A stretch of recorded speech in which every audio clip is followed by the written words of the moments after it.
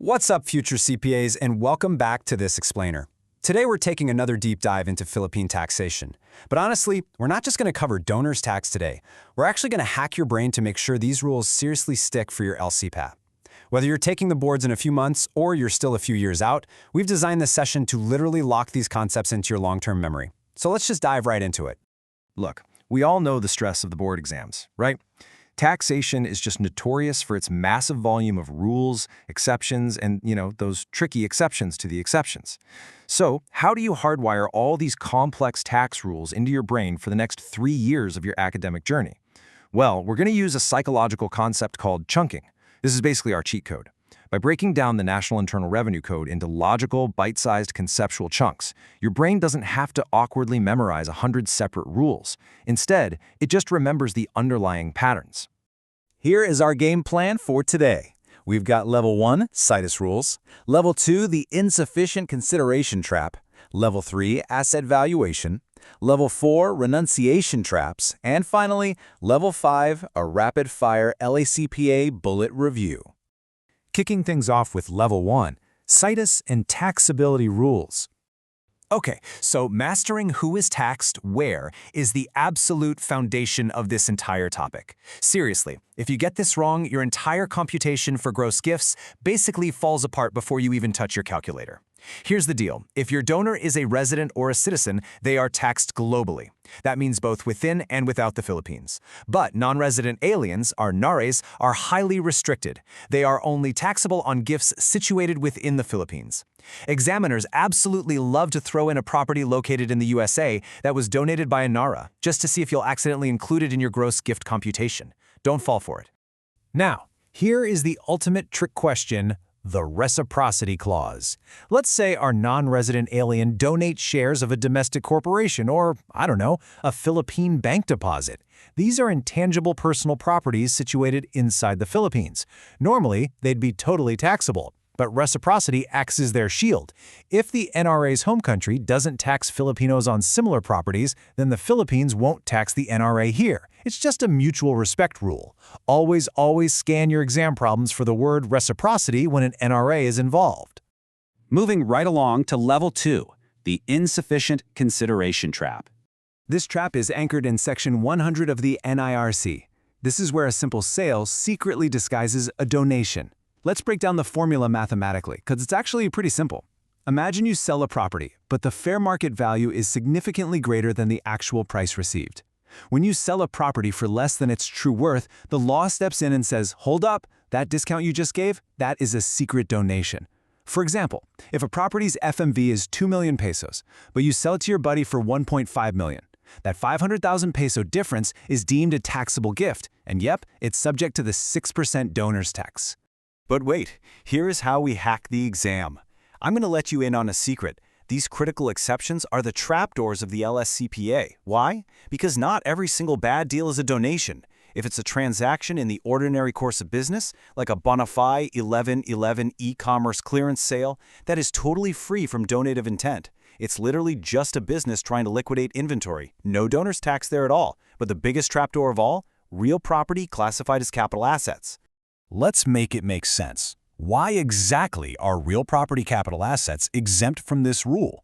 Let's connect the dots logically so you never have to blindly memorize it again. If you sell a residential rest house, which is a capital asset, for less than its zonal value, the government already imposes a 6% capital gains tax on the higher amount between the selling price and the fair market value. The government already gets its maximum cut. If they slapped a donor's tax on the discount on top of that, that would be brutal, totally unjustifiable double taxation. Next up, Level 3, asset valuation cheat sheet. Knowing an asset is a taxable gift is literally only half the battle. Knowing exactly how to pinpoint its monetary value is where the points are actually won on board day. For real property, it is always the higher of the zonal value determined by the BIR or the assessed value from the local declaration. Simple enough. For personal property recently purchased, you just use the purchase price. But what if the personal property is old, like an antique inherited watch? How do you value that? Well, the NIRC has this super quirky, highly memorable rule. You take its pawn value and multiply it by 3.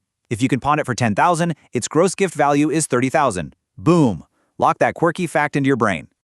Okay, and when handling shares of stock, the rules completely shift based on visibility. If they're listed in the local stock exchange, we just look at the market, specifically the mean or closing price on the date of donation. But if they're unlisted, the game changes. Unlisted preferred shares are locked in at their par value. Unlisted common shares use the book value per the financial statements. But listen closely. Here's the ultimate examiner trap. When you're calculating that book value, you must never, ever include appraisal surplus. Deduct it out before you find that per share value. All right, almost there. Level 4, taxability of renunciations. This conceptual chunk deals with the highly emotional, sometimes messy dynamics of family inheritances, where sometimes just giving something up is actually treated as giving it away. Let's use a stark contrast to build a mental schema here. On one side, if a marriage is dissolved by death and the surviving spouse says, you know what, I don't want my half of our conjugal property, let the kids have it, that is taxable. Why? Because that half already belonged to the spouse. Giving it up is a clear-cut donation. On the other side, a general renunciation of inheritance.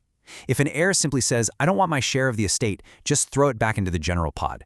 That is exempt. You absolutely cannot be taxed for simply refusing a gift you never even accepted in the first place. But, and this is a massive but, beware of the exception trap. If you refuse your inheritance, but you point your finger and dictate, I don't want my share of dad's estate, give it specifically to my brother, you just cross the legal line. By designating exactly who gets it, you exercise the rights of an owner. You basically just played the role of a donor, and the BIR will step in right away and say, that is a taxable donation. And finally, Level 5, the LECPA Bullet Review. We have covered massive ground today, future CPAs. So I want you to utilize active recall right now. Let's fire through these bullets with some energy. This is the exact mental snapshot you are going to pull up in the testing center.